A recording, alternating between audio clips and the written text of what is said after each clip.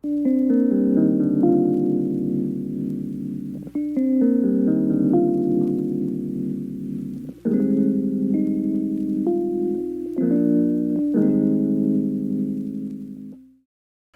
and welcome back to another artist profile. Today I am joined by Keymag founder himself, Nathan Evans. How are you, Nathan? I'm all good. I'm chilling. Excellent. It's what we How like to about hear. you? I'm all good. I'm just chilling. So I've got Nathan with me. For those of you who don't know, he runs Keymag. He is the founder of Keymag.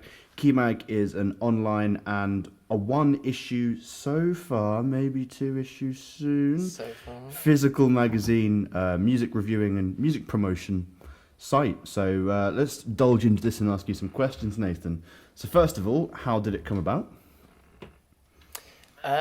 So at the start of uni, in like 2018, which seems like fucking eons ago, but it does, doesn't it? Yeah. Literally, yeah, no, but yeah, at the start of it, I just really wanted to make a magazine. I've always wanted to make one, so I just got on with it for about 6 months, up until about March time. Got some copies printed, and yeah, and since then, it's sold out in wherever I've put it in, wherever I've sold it in, and yeah, we've had just an online extension of it, the website, and yeah, it's gone from strength to strength. Yeah, definitely. I mean, just a quick side note for anyone who's watching this, we did previously do one, but unfortunately I made a few mistakes, so I've had to ask Nathan to come back today. But something that I mentioned to Nathan before was the fact that with Keymag and how it comes across, and how it just has this online presence, comes across so strong. And obviously, with the physical aspect of it, of having your own magazine as well, is something that you have obviously gone for and you've succeeded in doing, and someone has that no pun intended, but that key element to to Keymag to Keymag, because that's something they can keep forever. So dumb. I could have said anything, but I had to say the word key. But yeah, it's such like a key element to a fan base, because then they have something they can keep with them forever, as we've been discussing obviously before we started recording. So yeah, that's completely fair, man, and I think you're doing fucking fantastically with it. Thank you, ma'am. Thank you. So, I mean, I kind of answered my own question with this, but again, I'd like to hear your reasoning. Why a magazine rather than sort of like a podcast or a YouTube or just a normal online sort of video sort of blog? Well, I rate my own work quite a bit. Like, quietly, I know I do good shit, and I think with the internet, everything just sorts of get lost in the sauce. You know what I mean? Like, you can have such a huge release one week, and then by the next week there's another one to sort of replace it almost. So I know that feeling. and literally all musicians know that feeling. God. But yeah, so I'm not interested, but I fixate on the idea of permanence and sort of having my work last more than the internet refresh button, you know what I mean? Yeah. So with the magazine, obviously it's a physical copy that you can keep with forever, and with the online portion, I try to make content that I'd call evergreen, meaning like it'll last. It doesn't have a place in time. It's not fixated on relevant topics or whatever. It's just I write what I want. Yeah, it's not trying to find a trend and jumping on board and being like, hey, please read this because this is very current to right now. It's like you said, very much How what you want to do. Fellow kids. I am also down with the kids. But no, it's good that, especially with this, like you don't. If I'm right in saying you don't cater to a specific like trend or specific set of audience, you just write what you want, put it out there, and just basically have a free for all and say if you like it, you like it. If you don't, then whatever. But you get sort of Pretty much, more yeah. of the positivity of writing what you want and knowing that it's out there. Sorry, Q. I just No. blanked them for some reason. Can you repeat it? Sorry. Yeah, that's cool, man. So it's basically just the not catering to a specific audience.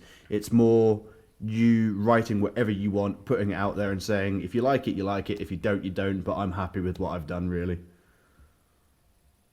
Yeah, I think, I look to inspiration from artists and musicians, and the successful ones, they always are like, I'll do it my way, and if people like it, then that's a bonus. So Yeah. they're sort of, I search to make content that I'm proud of first, so if it doesn't do as well as I expected, or something else, like, then it's not a biggie. Yeah. Yeah. You're happy with it at the end of the day. Yeah, literally, and I think people recognise that. Yes, definitely. I mean, at no point, like, reading through, I actually read through some of them yesterday. At no point does it feel like there's any love lost in what you write. Because obviously, from being a musician, if people hate stuff, then you find it a bit harder to write another thing, and then it's just a bit like, well, why the fuck am I doing this? But there's no lacking in any of them. They all have the same consistency of care put into them, and that's what I really like. So fair play to you for that, man. That's fantastic. Thank you, my G. No worries, G. What's been your biggest achievement so far? I'd say putting the magazine out, obviously, having that selling out, it was a good starting point for sure. As well as that, the bigger features that I like to do, stuff on Aphex Twin, as well as Dream Pop, the genre Dream Pop. Daft Punk. Daft Punk as well, of course,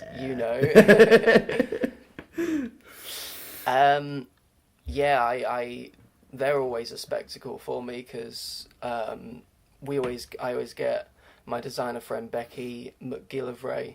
Got it right this time. I got it right this time. Bless her. Why? Sorry, I didn't mean to throw you under the bus there. It's all good. We work on designs and sort of artwork for these pieces. I'm really fixated. I'm obsessed with it looking nice, and they always look the nicest. There's a whole world design-wise to them, and I'm very proud of them. They always do well as well. So yeah, I mean this is something that I said to you last time, but I'll happily say again, is that although it's purely written, the way that you write them with all of the colours, with the I sound like such a school kid, but colours of pictures, but with the colours and the pictures and just the format of everything, it still keeps it interesting because, like I said, people's attention spans are they need constant something to sort of bring them into it. So I think with your write-ups, you keep them so interesting to read, and that's what I think really, really helps it as well. And also with the advertising as well, like I said, because you did a piece on Incarnates and a bunch of other bands where you asked them about like the quarantine and what they've been doing throughout the quarantine. But the advertisement that you made for that was so interesting because it was like moving still images that all had a like relating aesthetic that then related to the articles that you'd like written like before. And I definitely think in terms of advertisement and also actually writing, you have such a good visual of what you want and how you want it to look, and I think that you definitely succeed in making it how you want as well. So yeah, well done, man. It's fucking fantastic. Thank you. No worries. Yeah, I think I've been thinking about it a lot, and with Keymag, it allows me to sort of think like an artist in a way. Yeah. I think journalism sort of gets a bad rap for, it being clickbaity or deceitful in some way, or just This band leeching said, off "What of- about this?" Literally, you won't believe top 10 band betrayals. You won't believe number 6 or something like that. I have to Literally. say, I'm such a sucker for reading them types of shit.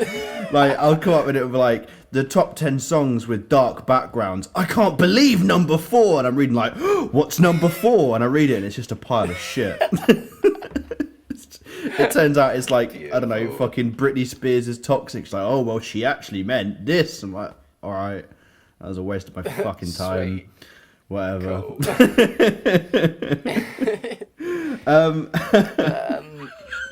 But yeah, no. Anyway, sorry. But yeah, I think for me, journalism, I think highly of it, and I think more people should. I call myself more of a music writer because, it's very creative writing. It's quite descriptive as well. Mm-hmm. Yeah, so I think all this, it's just my creative output, I guess. And yeah, people, I don't know what to end it on that point, but yeah, it's my creative output. Cool. Yeah, we'll end it on that. That's cool, man. What's your favourite small-time artist from the last year? So, I wouldn't say he's small time, because, he's signed to Warp Records, like, for underground labels, they're sort of like the shit, but... Sorry, I'm going to cut this out. I'm going to cut this out so it's not in there. But this answer okay. is exactly the same as you answered it last time, and that's mental. I remember it, like, to the letter, basically. That's mental. It's weird. As soon as you said that, I was like, what? The fuck? Deja vu. Sorry, carry on, yeah. It's all good. But but yeah, no, it's this dude called Yves Tumor, or Yves Tumor. I don't know which it's pronounced, but his new album, Heaven to a Tortured Mind, is like, it's my album of the year so far for definite. It's like if Prince actually came from like freaking Mercury or some shit, or just another galaxy, and he just came down and he was locked away for some form of manslaughter, and he was forced to use GarageBand for 10 years, and then that album's the product. It sounds, the actual music is way better than I've described it, but Fair. No, that sounds cool. I'll have to check them out. I'll ensure to leave a link in the description below once I find something for him that you can all check out as well. I take it there's something that we can watch as well. Yeah, there's music videos and stuff, yeah. Dope. Yeah, I'll make sure to leave them in the description below so that you can also check it out as much as I will as soon as I finish this. Do you find it harder to review or interview smaller artists compared to bigger artists?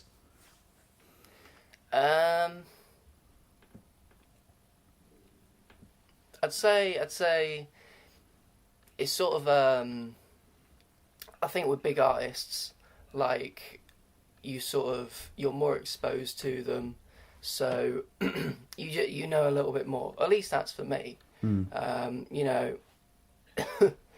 gonna take a drink because my voice sounds like it's been raped.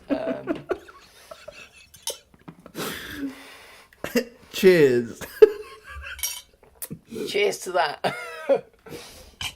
Wait, I'm gonna quickly check if it's still recording. Magnificent. Cool. So yeah, I think are you still laughing? Sorry. It's all good. Yeah, I think bigger artists, I'm more exposed to them as we all usually are. I see the Radiohead poster behind you and I think of that as an example. Oh yeah, because the last time we did this, that wasn't that wasn't behind me. Yeah, yeah. You've changed background completely. My beautiful boys, man. Beautiful Thom York. Yeah, I mean, an example is my Tyler the Creator review. Like, Igor, the album, the first time I listened to it, like, I was hearing no one knew what was going on. I knew exactly what was going on because his body of work has sort of indicated where he was going in a way. So, I mean, I wrote 1,500 words or something like that in a weekend, like, basically, and got it out on the Monday. Mad. Just because, yeah, I mean, all it took was a couple listens for me to sort of get it. Whereas for a smaller artist, there's less interviews talking about their influences and, all sorts of stuff like that. There's less resources about. That's the thing. So, but also on the flip side, you've got this balance for blogs, this sort of, do you cater to big artists for clicks, or do you, smaller artists are sort of a sacrifice in a way. Yeah. You're sacrificing your time knowing that it's probably not going to get as much views, but, I do it anyway because, it's integrity. Yes. I think that's the word for it, integrity. Yeah. As an outlet for music, so yeah. It's kind of mad actually you saying that, because I was looking through my highest ranking videos yesterday, and my highest ranking video is KSI, which I expected because it has KSI in the title. But my second highest ranking video went to the rants, and oh, mad. I've done a video on the 1975, and I've also done another video on. And that's not been released yet. It'll be released tomorrow. Of Bring Me the Horizon's new song.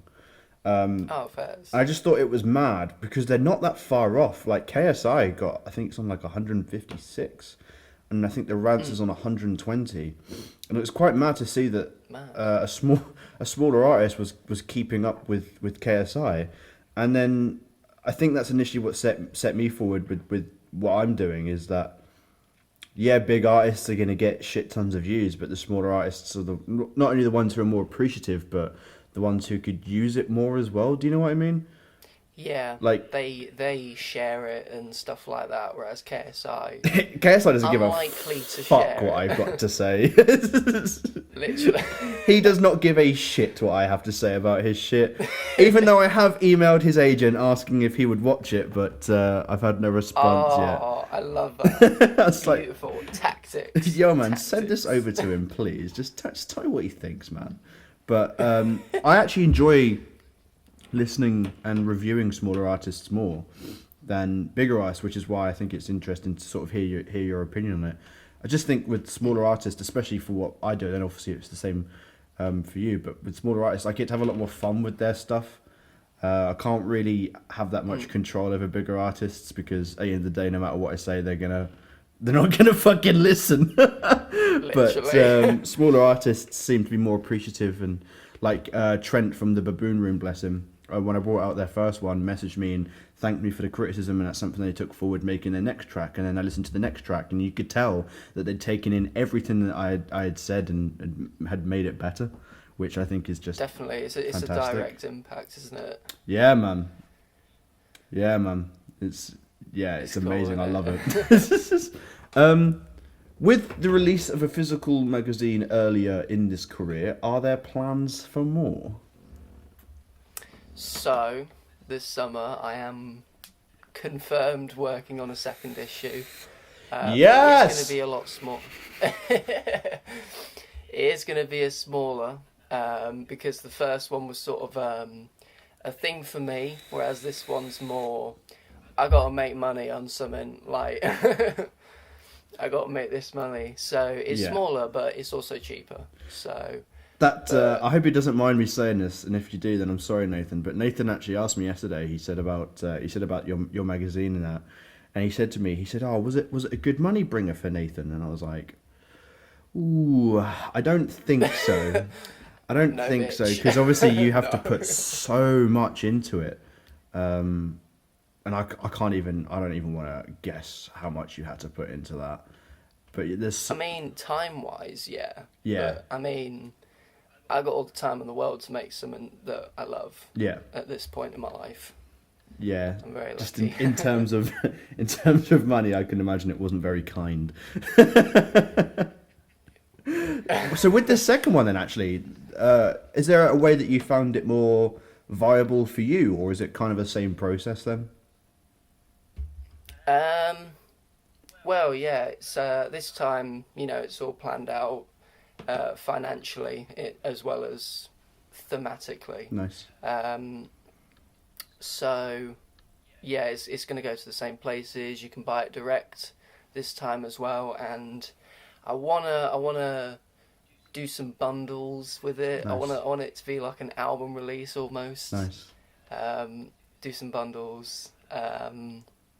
So yeah, it's more. There's a theme as well. There's a general theme, because I think with the last one it was a bit scattered music wise without any real cohesive theme. So this time I've made it cohesive, but also it's exploring all these different areas of music. Nice. Well, if you're watching this, you've seen down this little corner just here, I've been putting little samples of what Nathan sent me to advertise of his designs and his logos. So please ensure that after you've watched this video, you go over to Keymag, favorite it, bookmark it, whatever, read through all of his articles, and make sure that when he does announce this second magazine, you go out and fucking buy it. It's the most passive-aggressive way of saying someone, please buy my stuff. Just go and fucking buy it, okay? So what do you enjoy more? Because obviously reading through all your stuff, you, in the very few cases, have done gig reviews. You've obviously done a gig that I did called Time to Talk. And the reason why we invited you down to come and do Time to Talk was because we knew that you'd be honest. You wouldn't just sort of sit there and go, "Oh, everything's fine, lads. Like, the Queen could come to this." It was more, you could work on this, you could work on that, and then we could take that into making the second one better, which I think we did after we took your advice from the first one. So from the very few amount of gig reviews that you've done, obviously the vast majority of it is just song, album, and write-up pieces. What do you enjoy more, like gig reviews or sort of song musician write-ups? So I think the thing with gig reviews, for me personally, it's a bit more tricky to navigate because you've got to, for me, I've got to sort of check myself on whether I'm being too subjective, because, I mean, I could easily go like, "Oh, I didn't like this gig because the air conditioning wasn't working and I was sweating like a fucking pig." Like, that's not Bring Me the Horizon's fault. Like, not that I would go to a Bring Me Horizon gig, but Hey, we don't. I have them tattooed all over myself. Okay, we do not diss Bring Me the Horizon here. I will happily. I'm not dissing. It's just not for me. I'm ashamed to say I have Ollie Sykes' name tattooed on my hand, but Oh, that's cute. no, shut up. Let's move on. I like some of his clothing line. His Drop Dead clothing line. That's slaps. When I was like 15, 16, I used to own about £1,000 worth of that stuff. Oh, man. The actual hat that I'm wearing right now is... Oh, no, wrong side. Oh, well, I fucked it. This actual hat is Drop Dead Is it? as well. Yeah, it is. I'm happy. But yeah, no, I mean, for gigs, like, yeah, there's that element of subjectivity. You don't want to get too subjective, but you want stuff to write about, because in essence they're playing music that you know already, so it's hard not to just go, yeah, they played well, you sort of gotta peer in more, and it's that you only get one shot as well. You can't play it over like an album. You've got to. Sorry, can you do that bit again? I didn't quite get the notes on that one.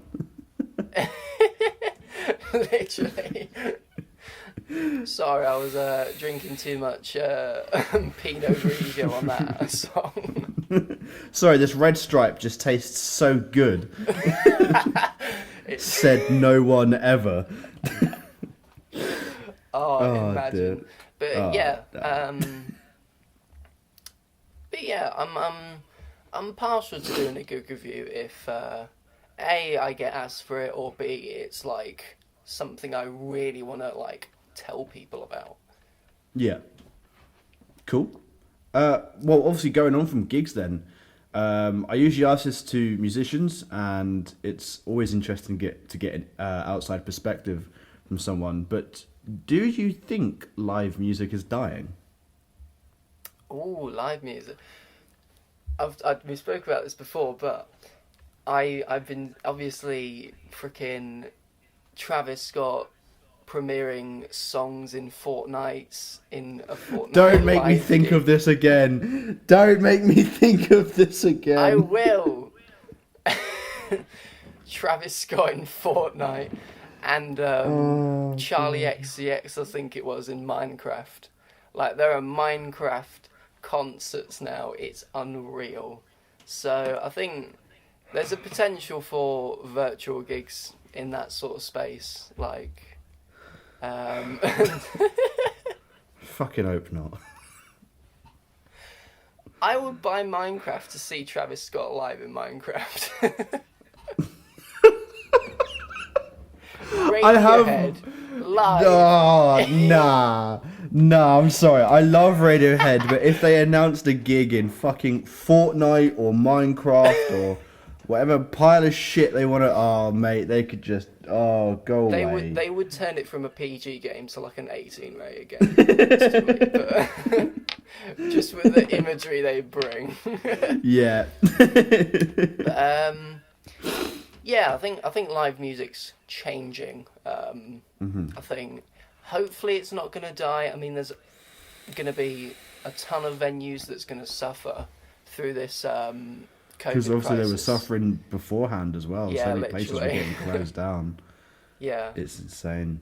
it is a shame. I think the government can do more to ensure that these cultural hubs are, kept about, other than knocking it down for the next apartment for students to live in. Yeah. Yeah, it's just a shame. It doesn't seem to get much support in anything from anything. That's why, like, the musicians' union is doing so much to try and help musicians, especially through this time as well. Definitely. But in terms of actual official governments, there just seems to be no help whatsoever. I actually saw an article the other day. I can't remember what it said. It's something along the lines of why COVID is a good thing in terms of killing the music industry.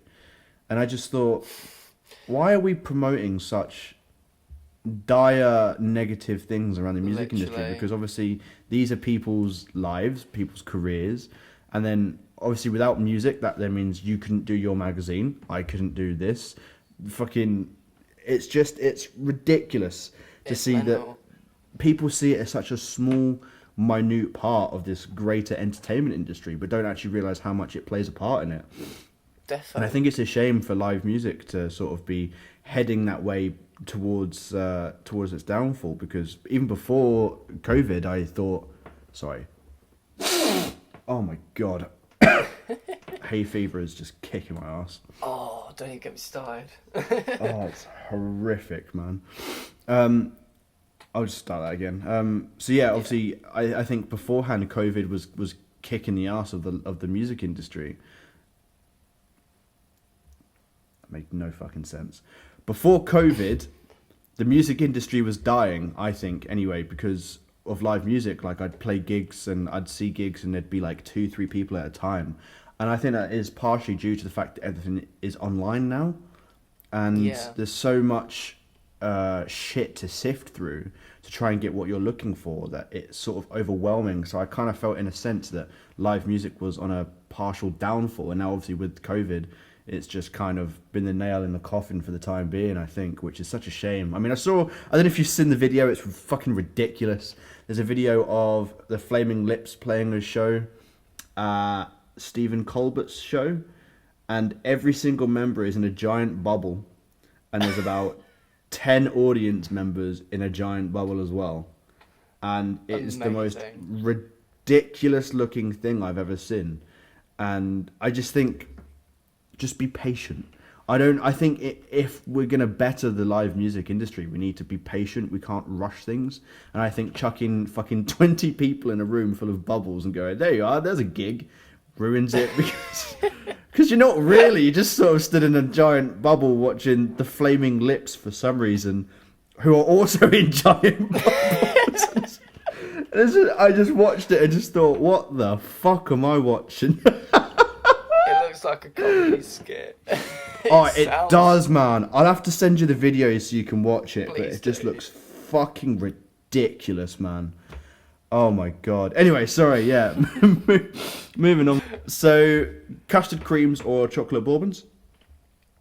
Right, so I've said this before and I'll say it again. Custard creams, they're a chonky boy. They're thick, okay, but which means bourbon creams, you know, they're long boys, so you can take more bites out of them, so you get to enjoy them more. So I'd say bourbon creams. No longer check out Keymag. It's not worth it. Wait, did I say custard cream or bourbon creams? You said custard cream and then you said bourbon creams. I meant bourbon creams. I got them mixed. Okay. All right, I'll let you off then. Okay. Do check out Keymag then, it's fine. Faith restored. One that I was thinking about today earlier on. If you had to listen to one of these bands for the rest of your life and the other one would fail in their music career, they'd die, and they'd never be able to do music again, who would you pick between Aphex Twin and Radiohead? Oh, bitch! No! Oh! Fuck you! Oh, such a horrible question. I'm just going to sit and watch Nathan now just literally recoil in horror as he has to die. pick one to kill. The trouble is, Aphex Twin has such a discography. Like, I remember one time he went on SoundCloud and dumped like 300 songs on SoundCloud. Like, damn, dude's prolific. Damn. But In Rainbows is a top 3 all-time album for me. So what is your top album of all time? Daft Punk Discovery. I fuck with that, man. My life can be defined Go on then. by that What's your album. second one then? Tell me what's your second one. So I don't know if it's gonna stay there, but Frank Ocean's Blonde, for sure. Another good album. Very good album. Defo. It's one of those therapeutic listens, isn't it, really? Thought that I was dreaming when you said you loved me. Carry on, Frank. It's the so feels. But speaking of feels, you need to answer this fucking question, Mr. Evans. Oh yeah, okay. Who are you killing? I will kill Aphex Twin purely because of In Rainbows. Ooh. Radiohead are lucky they went around and made nude after 10 years. Jesus. If not, it'd be them on the execution. See, I thought you'd go for Radiohead because obviously Aphex Twin has so many albums and singles and EPs and fucking weird shit out that I thought you'd pick him. But yeah, that's surprising. I'll ask you another question then. This is like a little bonding moment. I'm sorry about this, but give me your top 3 Radiohead albums. Top 3, easy. Ooh, is it easy? You gotta understand, right? A Moon-Shaped Pool is an amazing slow burner album. And I'm debating whether to put it at number 3 over Kid A. I think it's that good. I really do. I'm gonna put my balls out. Pause, but I'm gonna put my balls out and put A Moon-Shaped Pool 3, OK Computer 2, In Rainbows 1. Fair. Go on. Right. What's your beef? Oh man. But what about Hell to the Thief, man? It's their best album. What? Hail to the Thief is their best album. It's an enjoyable listen.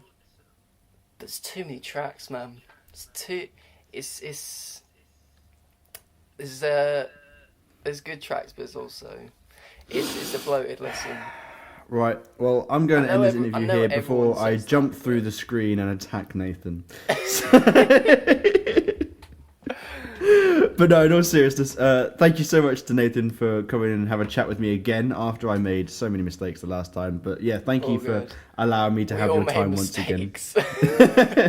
Yours was picking Moonshape Pool third. Fucking, oh god.